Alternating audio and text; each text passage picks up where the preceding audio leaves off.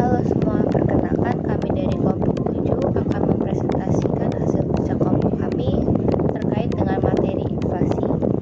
Kelompok kami beranggotakan yang pertama ada Antonio Lucas, kedua David Devara Utomo, Rafael Christian, dan saya sendiri Francesca Angelin Winarto. Perkenalkan, nama saya Francesca Angelin Winarto. Saya akan menjelaskan tentang pengertian inflasi. Apa itu inflasi? Inflasi adalah proses meningkatnya suatu harga secara terus-menerus dengan perubahan yang sangat tinggi. Faktor-faktor yang mempengaruhi terjadinya inflasi yaitu antara lain yang pertama adalah konsumsi yang meningkat, yang kedua likuiditas pasar yang meningkat, dan munculnya spekulasi dalam melakukan tindakan ekonomi. Selanjutnya ada juga pengertian menurut beberapa ahli. Yang pertama ada dari Bank Indonesia. Menurut Bank Indonesia, inflasi adalah kenaikan harga pada barang yang dijual ke pasar secara terus-menerus, sehingga kenaikan harga tersebut bersifat umum pada seluruh barang yang ada di pasar. Kenaikan yang terjadi pada saat satu barang saja tidak disebut sebagai inflasi. Dikatakan inflasi apabila perubahan sifatnya menyeluruh. Yang kedua, ada pengertian inflasi dari Badan Pusat Statistik atau BPS. Menurutnya, inflasi ialah kecenderungan yang terjadi pada peningkatan harga barang dan jasa secara terus-menerus.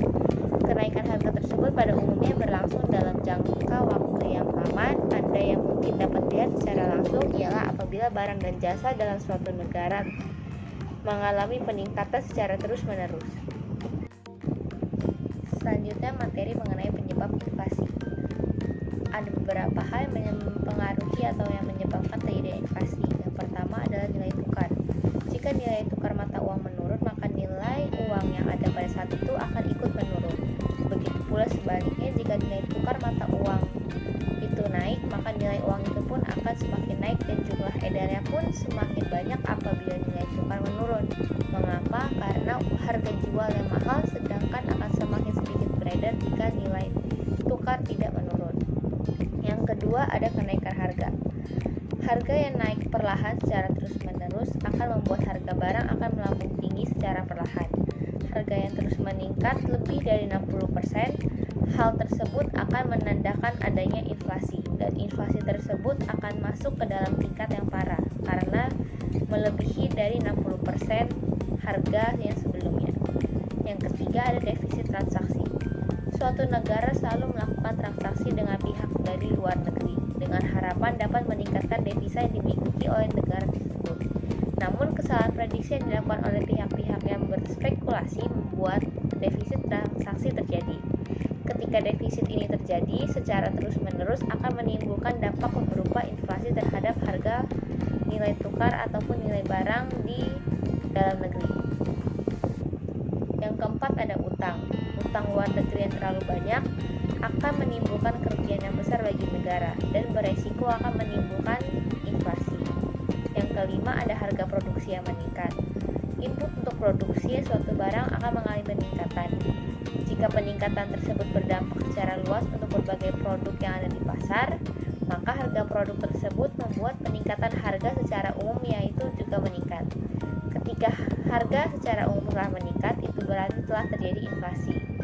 Yang terakhir ada kredit dan dengan mudah didapatkan. Kredit dengan syarat yang mudah membuat jumlah uang yang beredar semakin banyak.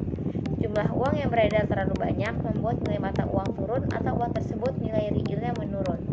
Penurunan nilai real mata uang apabila tidak dikendalikan, maka akan menimbulkan inflasi yang cukup besar. Saya Antonio. Jenis-jenis inflasi berdasarkan sifatnya terbagi menjadi 4 macam, yaitu 1. Inflasi ringan. Jenis-jenis inflasi ini ditandai dengan peningkatan laju inflasi yang rendah. Biasanya inflasi jenis ini kurang dari 10% setahun. Ciri dari inflasi ini adalah kenaikan harga yang relatif lambat dan berlangsung dengan lambat. Inflasi sedang. Jenis inflasi ini sedikit lebih tinggi dibandingkan inflasi ringan. Laju inflasi dengan berkisar antara 10-30% per tahun. Jenis inflasi ini ditandai dengan kenaikan harga yang cukup besar dalam waktu yang singkat. 3. Inflasi berat. Sesuai namanya, jenis-jenis inflasi ini adalah yang tergolong berat. Laju inflasi jenis ini mulai dari 30-100% setahun. Pada tingkat ini, harga kebutuhan masyarakat naik secara signifikan dan sulit dikendalikan. Keempat, inflasi sangat berat. Jenis-jenis inflasi ini sangat dirasakan karena terjadi secara besar-besaran dan mencapai lebih dari 100% setahun. Indonesia pernah mengalami inflasi ini, bahkan pernah mencapai 600% pada 1998. Penyebabnya karena terjadinya pencetakan uang secara besar-besaran demi menutup defisit anggaran pada waktu itu. Yang B, jenis-jenis inflasi berdasarkan asalnya. Jenis inflasi ini terbagi menjadi dua, yaitu inflasi domestik dan inflasi diimpor atau imported inflation. Domestic inflation, jenis inflasi satu ini berasal dari dalam negeri. Inflasi jenis ini biasanya diawali dengan adanya defisit pada APBN. Jika pemerintah memutuskan untuk membiayai APBN dengan melakukan pencetakan uang baru, maka akan meningkatkan jumlah uang yang beredar. Meningkatnya jumlah uang yang beredar ini akan cenderung meningkatkan harga-harga kebutuhan. Akhirnya timbul inflasi dalam negeri. Adapun hal yang lain dapat menyebabkan terjadinya inflasi dalam negeri adalah meningkatkan biaya produksi dalam negeri dan meningkatkan permintaan masyarakat terhadap barang sementara kenaikan penawaran tidak bisa mengimbanginya. Yang kedua, imported inflation. Inflasi diimpor merupakan inflasi yang berasal dari luar negeri yang timbul karena negara yang menjadi partner dagang negara tertentu sedang mengalami inflasi yang cukup tinggi. Jadi harga kebutuhan di luar negeri meningkat otomatis. Harga barang tersebut pada saat dijual kembali di Indonesia juga akan menjadi tinggi. Yang ketiga yaitu jenis-jenis inflasi berdasarkan sebabnya, terbagi menjadi 3 macam, yaitu demand pull inflation, cost pull inflation, dan bottleneck inflation. Demand pull inflation. Demand pull inflation merupakan inflasi yang terjadi akibat adanya sebuah permintaan yang tidak imbang dengan peningkatan jumlah penawaran produksi. Hal tersebut mengakibatkan kenaikan harga barang sesuai hukum permintaan, yaitu apabila permintaan tinggi sedangkan penawaran tetap, maka harga akan naik. Yang kedua, cost push inflation. Jenis-jenis inflasi ini merupakan inflasi yang penyebabnya adalah kenaikan biaya produksi yang disebabkan oleh kenaikan biaya input atau biaya faktor produksi. Yang ketiga, bottleneck inflation. Sedangkan bottleneck inflation merupakan inflasi yang penyebabnya adalah faktor permintaan atau faktor penawaran. Cara mengatasi inflasi. Ada beberapa cara yang dilakukan untuk menghitung inflasi, yaitu menggunakan indeks harga konsumen atau IHK atau Consumer Price Index. Cara ini mengukur harga rata-rata dari barang yang dibeli oleh konsumen. Deflator PDP, yaitu dengan cara menghitung besarnya perubahan harga dari semua barang baru, barang produksi lokal, barang jadi, dan jasa.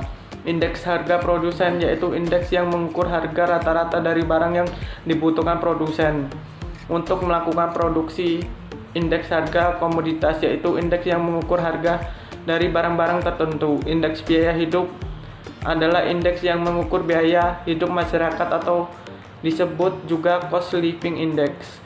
Contoh perhitungan inflasi menggunakan IHK. Indeks harga konsumen atau yang di dalam bahasa Inggris disebut Consumer Price Index merupakan ukuran harga rata-rata dari barang dan jasa yang dikonsumsi oleh rumah tangga. Di Indonesia, lembaga yang melakukan pengumpulan data dan penghitungan data IHK adalah Badan Pusat Statistik atau BPS.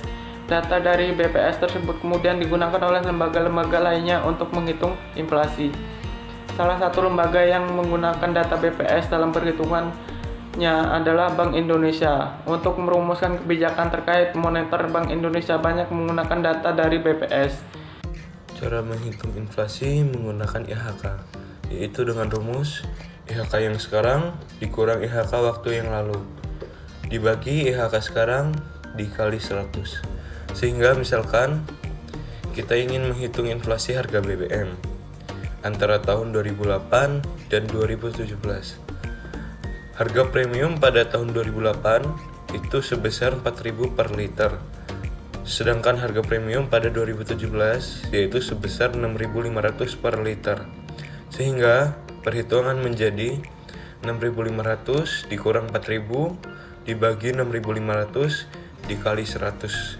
Hasilnya 0,3846 dikali 100%. Jadi hasilnya 38,5%.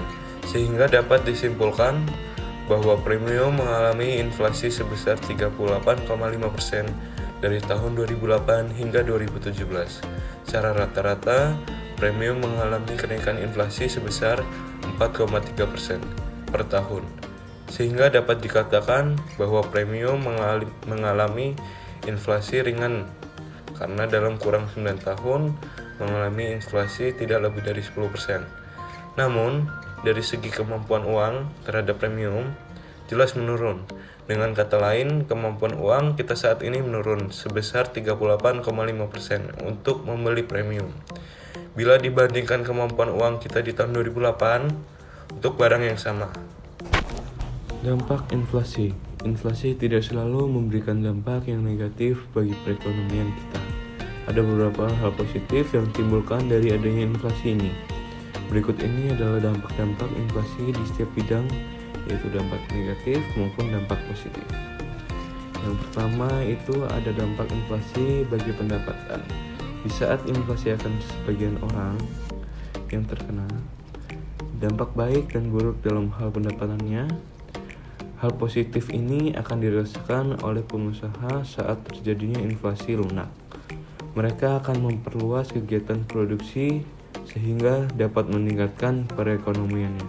Sementara, hal negatif akan dirasakan oleh para pekerja yang berpenghasilan tetap, karena nilai uang yang mereka dapat akan tetap sama. Sementara, harga barang ataupun jasa akan naik. Yang kedua, dampak inflasi di bidang ekspor. Dampak yang kurang menguntungkan akan dirasakan oleh pegiat ekspor, karena biaya ekspor akan melambung tinggi dan terjadinya inflasi. Tidak hanya itu, barang-barang ekspor tersebut akan kalah saing dengan barang ekspor dari negara lain. Akibatnya, turunlah pendapatan devisa dari hasil ekspor. Yang ketiga itu ada dampak inflasi untuk minat menabung. Saat terjadinya inflasi, minat seseorang untuk menabung menjadi berkurang karena bunga yang didapatkan akan menjadi lebih kecil, sementara mereka harus tetap membayar uang administrasi tabungannya. Yang keempat itu ada dampak inflasi terhadap harga bahan pokok. Inflasi yang terjadi menyebabkan sulitnya untuk menetapkan harga suatu bahan pokok, karena harga yang ditetapkan bisa saja terlalu besar ataupun terlalu kecil. Prediksi yang dilakukan untuk memprediksi inflasi di masa mendatang seringkali tidak tepat. Hal inilah yang menjadi penyebab penetapan untuk harga jual dan harga pokok menjadi tidak tepat, sehingga membuat produsen menjadi kesulitan dan ekonomi menjadi kacau. Cara mengatasi inflasi.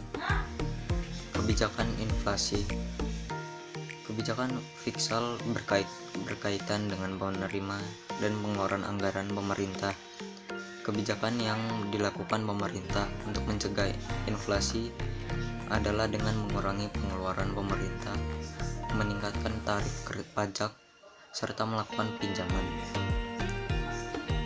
Yang kedua, kebijakan non-moneter dan non-fiskal.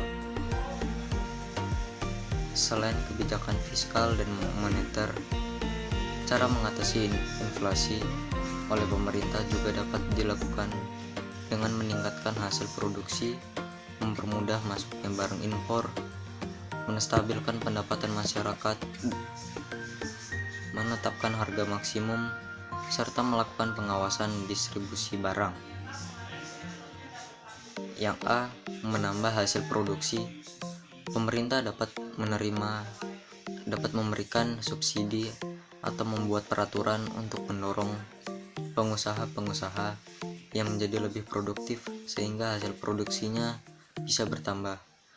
Dengan adanya hasil produksi yang lebih banyak, akan ada banyak barang yang bisa dilakukan dan bisa dibeli masyarakat, sehingga jumlah uang beredar bisa kembali seimbang. Yang B, mempermudah masuknya barang impor. Pemerintah juga bisa menyeimbangkan jumlah uang yang beredar dengan menetapkan kebijakan yang mempermudah masuknya barang impor, seperti dengan penurunan bea masuk impor atau membuat peraturan yang mempermudah impor. Yang C, menstabilkan pendapatan masyarakat. Inflasi juga bisa ditanggulangi dengan menjaga tingkat upah, tidak membiarkan gaji yang naik terus-menerus, sehingga biaya produksi perusahaan bisa ditekan dengan harga barang yang menjadi lebih rendah.